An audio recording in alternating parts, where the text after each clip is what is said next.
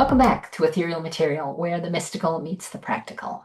We are Carla and Priscilla, two professional mediums discussing the gap between the seen and the unseen.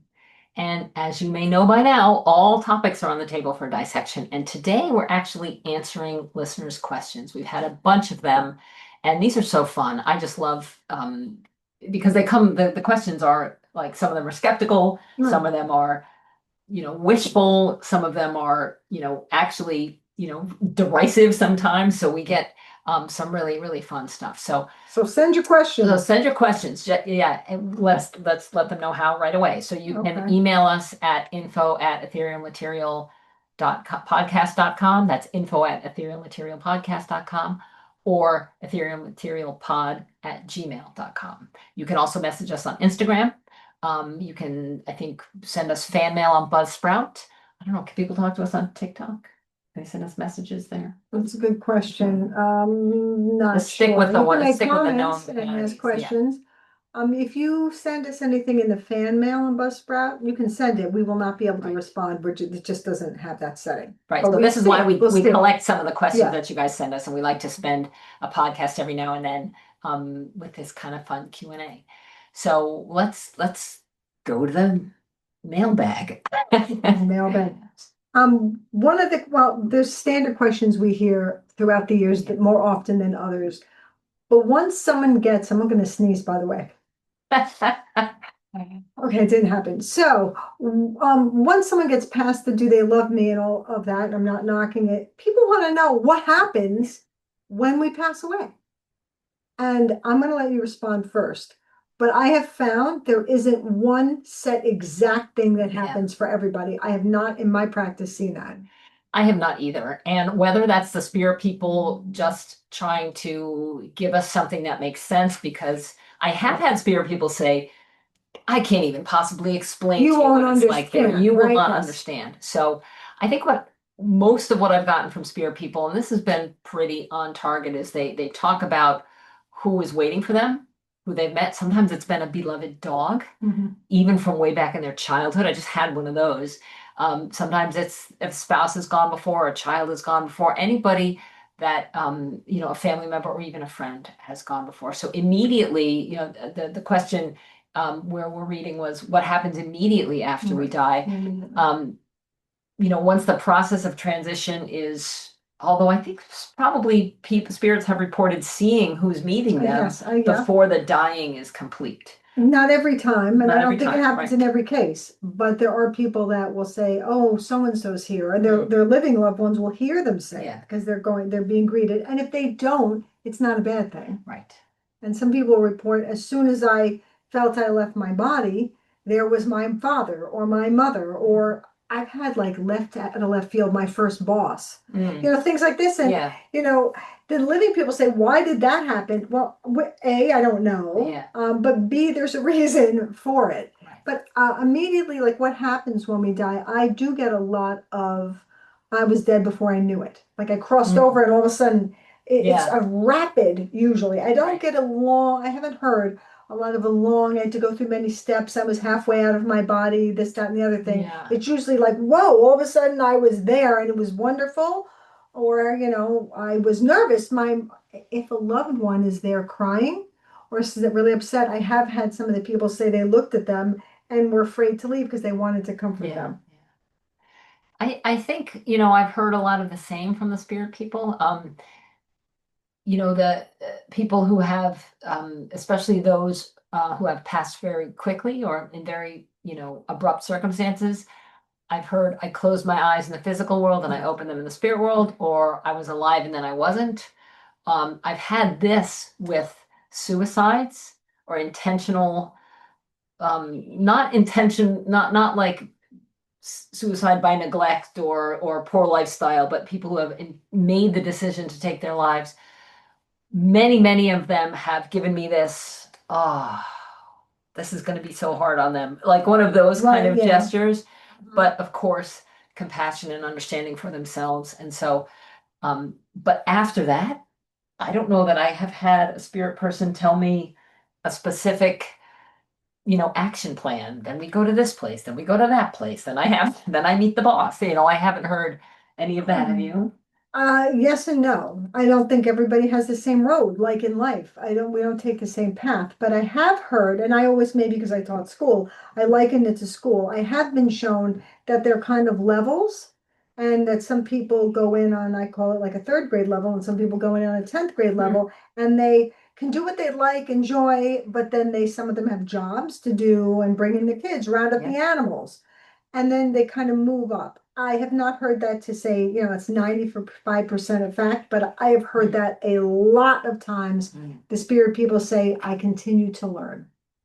That I have been made aware too. I have had, again, people who have struggled with something or who have taken their own lives have often said, I bring myself near to people who are close to making a similar decision or who are, and I've heard this often with people who died from addiction, when people are, I like to be around people to inspire them away from addictive behaviors or to give them hope. So I would agree that some spirit people, and maybe it's a choice, we don't know, choose to take up a banner of something, but I don't know. We don't know. We don't know, but that's Remember, what I've there's heard no from the time there. majority. There's no Right, location there's there. no time. Yeah, we don't know. So, when we get questions like this from people, I just did a Zoom call with a family a couple nights ago, and the mom asked, are they, around us all the time? Yeah, that is a very popular question. Yeah, Very popular. And I have had a spirit person say to me, and this was the example I illustrated for them was a spirit person said, we have an antenna to you. So we are sort of always in touch with you. And if there's a very strong signal in one way or another, more of us comes to you. So if we feel you in a very deep straight, you're having a really hard time, or today grief is terrible, or there's something really joyful, a christening or a wedding or a baby's coming. So I think they're always tuned into us. And I think it's pretty elastic from my understanding so far, like we're as near as we need to be. And often what happens, I don't know if this is probably true with you too, when people are coming to a message circle or they're going to have an appointment with a medium, the spirit people are a lot closer to them, and picking up on things. I've had people say, we were just talking about that in the car on the way over here. Literally all the time. And I think the spirit people get a real kick out of They it. do. Going, see, I know all the little things you're talking about. I don't think that means they eavesdrop on every conversation we have, but they're excited that there's going to be that there's going to be some sort of conversation, and I think they're as eager to prove they're still themselves as we are to make the connection. That is very similar to what I've heard. Yours was a little more eloquent. They tell me it's like real life. I'm still around, but I don't see you every day or all the time or call you or pick up the phone, but I'm still around. Yeah. And if they're not around from my experience, if they're not around at that time where you need them at the moment, you're in the middle of a crisis, they're either there and not able to intervene, or they are doing their own work and they will get back to you. So, or they're there and you can't, for whatever reason, be aware of them. So, but I don't want them to feel guilty that you're shut down and you can't feel them. Often, if we're in stuff to do. Yeah. They just do. We don't know what that stuff is. Yeah. We don't know. So we got a couple questions about signs too. So here's one from one of our listeners. My husband passed away. How do I know if he's trying to contact me? How would you answer that question? I would, me in my book, a sign is a sign is a sign chapter. That's like my quote. I would tell them, ask for a sign that's very weird and random. Not a cloud, not a flower, or a penny. Or a butterfly. Yeah, no. Ask for a very bizarre sign. It does not have to be something you're connected to with them. Like, we found the sand dollar on a trip. If you want to do that, that's kind of unusual unless you live in the tropics. But pick something very random, ask bluntly and specifically for them to show you the sign in the form of, and then let it go, because if you look for it, you will not find it, or you'll get biased confirmation and target things that are not actual signs. And let it come to you, but it, as you know, doesn't always come in the same form. So just say you picked a sand dollar. So great if you find one on the beach. But what if it happens to be a picture on the side of a truck or you're in a store, and Right, again, or a not the logo. tropics, Yeah, and there's a necklace, or you're talking to a person who's a server at a restaurant and they have a sand dollar here. yeah. That's not common. So look for it, or I mean, not look for it, but accept it in another form. You can be picky. And if you, spirit people have told me when I've asked them specific questions about this, that really what they can't, I mean, maybe they can, maybe they can't, but let's say for the purposes of our discussion, they cannot materialize a sand dollar out of thin air. Again, maybe they can, maybe they can't, but and for the purposes of right. answering questions like this, so they've told me what we do is we call your attention to something. Yes. So, you might have passed by, the sand dollar, you know, restaurant 1,000 times and never paid any Right. attention to it.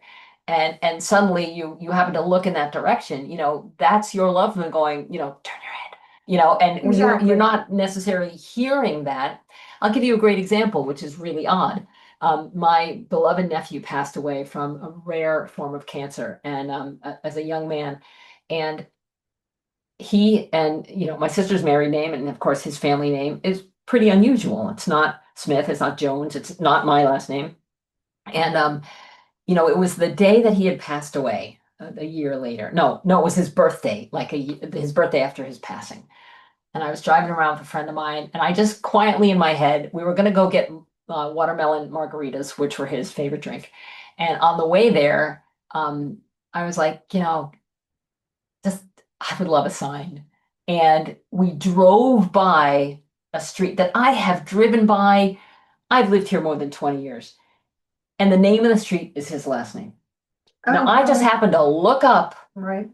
at that moment. And I tell you, I mean, I don't drive the street every day, but it's local. Right. And there it was, the, name way. Bring your attention. And I feel really like I was prompted, inspired to look up at that moment because I was sitting there with my eyes closed. And, and then I opened them, and then, maybe half a mile went by and I was like, oh, look at that. No, that's true. They inspire you. Yeah. So how do we know, back to the question, how do I know if a spirit person is trying to contact me? I would say, especially right as you're dealing with the immediate loss, they probably are, wouldn't you say? Because her question is, how do I know if he's trying to contact me? So I'm not quite sure. Maybe she's seen signs and she's wondering if that's him or not. But can we assume that if you feel like a spirit is trying to contact you, they've given you that feeling?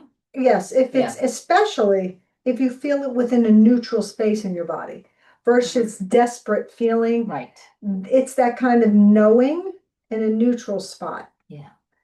And people often say, and this parlays into another question, why haven't I felt my loved one? Yeah. My, X, Y, and Z has passed away for 5 years. I get this. My sister gets signs. Yeah. I don't get any signs. I'm gonna let you start with that one. I got nothing. Because my dad has come to me once in the maybe 30 plus I years. never brought him through for you. I mean, come to me as getting us. No, I've had mediums bring him through. Certainly, you have. Doing that later. Certainly, you have before, and with absolute evidence that's great. But like, as for me, just me, Like Priscilla, living my life, getting a sign from my dad once. Once spontaneously. Once I asked him because I was testing something, and he did. But I, for the first, 25 years that I got butt kiss. I got zero communication from my father. It was 25 years after he died that I got a medium brought him through, which was highly disappointed because they didn't tell me what I wanted to hear, which I tell you, don't act like that. Well, he wasn't very polished. He could have approached it much better, but it was 25 years. Yeah.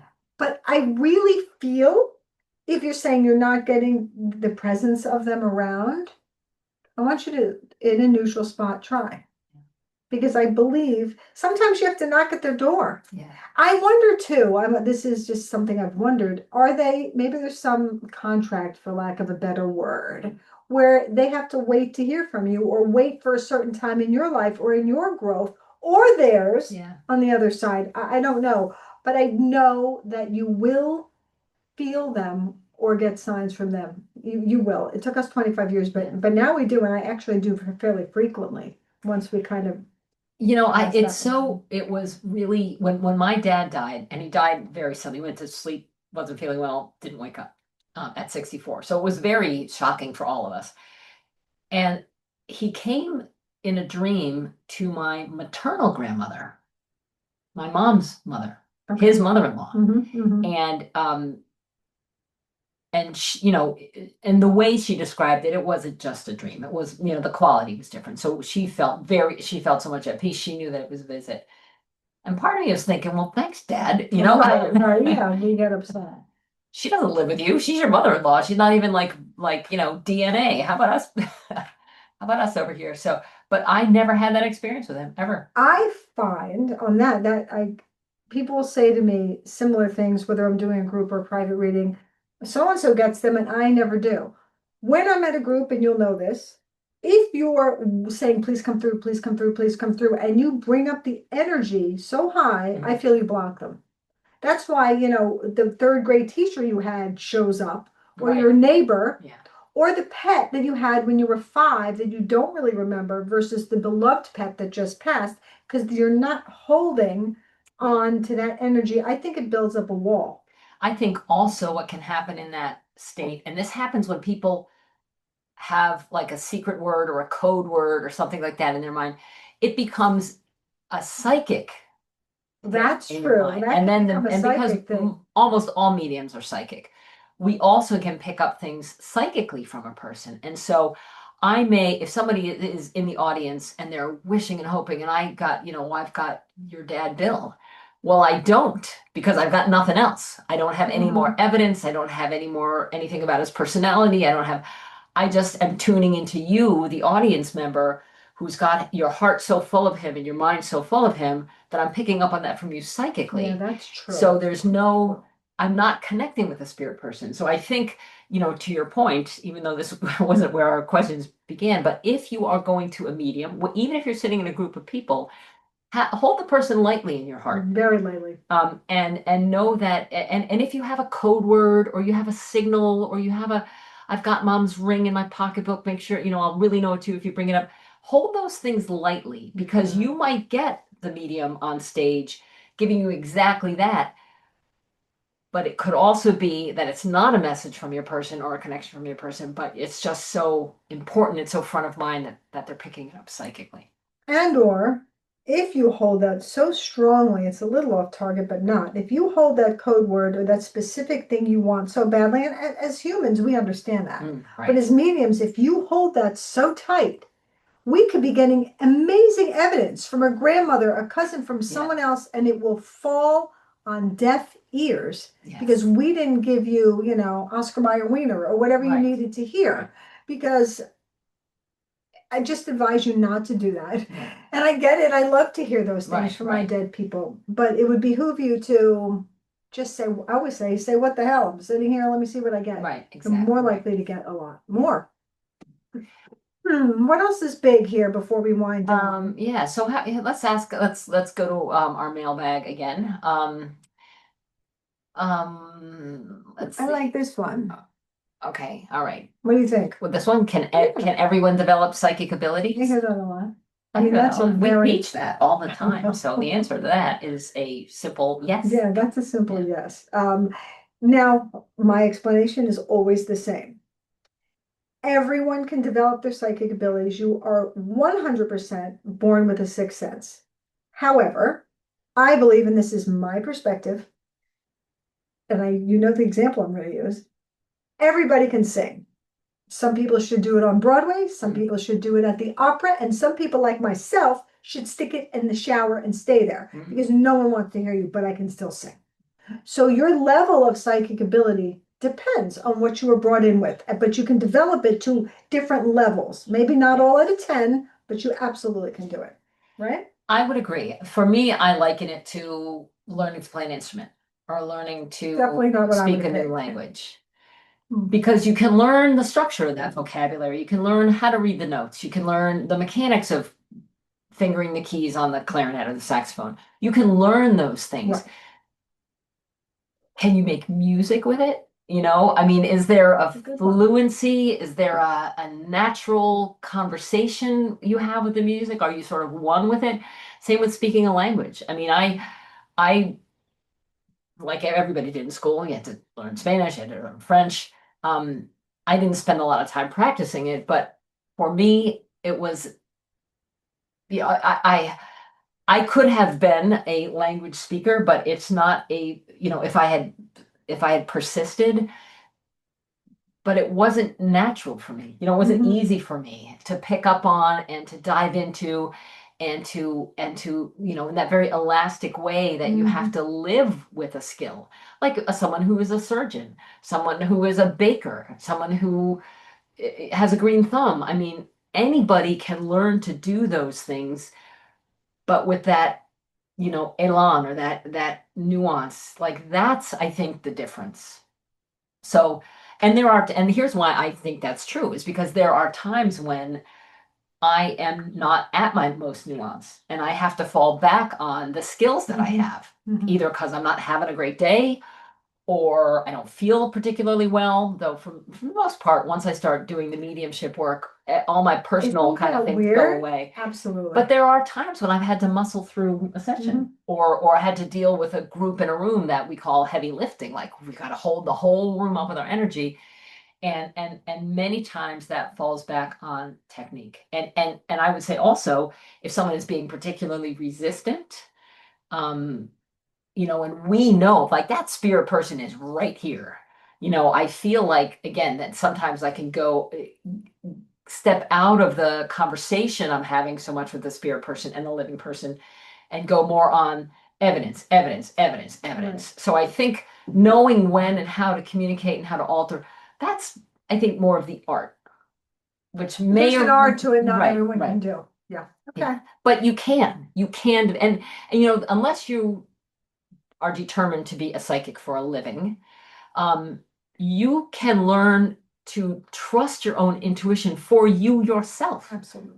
So For you sure. so you can reliably say yes, even if everyone around you is saying no, or you can reliably, in a way of trusting yourself, make that decision, even though logically I should stay at this job for the salary and the benefits, but I want to do this.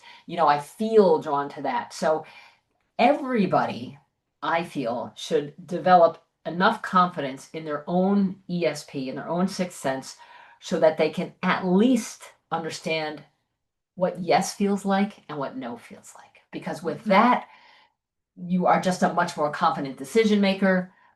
You waste a lot less time with the wrong people at the wrong job for the wrong reasons. So I would say, yeah, everybody should take a stab at developing their psychic ability. Agreed. Well, we have so many more Yeah, questions, and I think we're going to come another. back and do more of Yeah. these because they're just so much fun and they get us talking because we've been working together a long time and we've been working at our individual professions a long time as well. But we don't always see eye to eye on things, and I love it. Yeah, which is interesting. I think it's Mostly great. we do. Mostly we do. But Mostly we it's do. fun Yeah. not to It's sometimes fun not too. to, definitely. So thanks for listening. Thanks for tuning in. Remember, you can email us your questions. You can, if you're listening to us on Buzzsprout, you can send fan mail. We'll add it to our list of questions and we'll address them. Or you can send us email directly, which we can answer at info@etherealmaterialpodcast.com or no, yes, that's the right info at I'm sorry, I was waiting on etherealmaterialpodcast.com or etherealmaterialpod@gmail.com. And thanks for tuning in. So keep believing keep questioning. and keep in touch.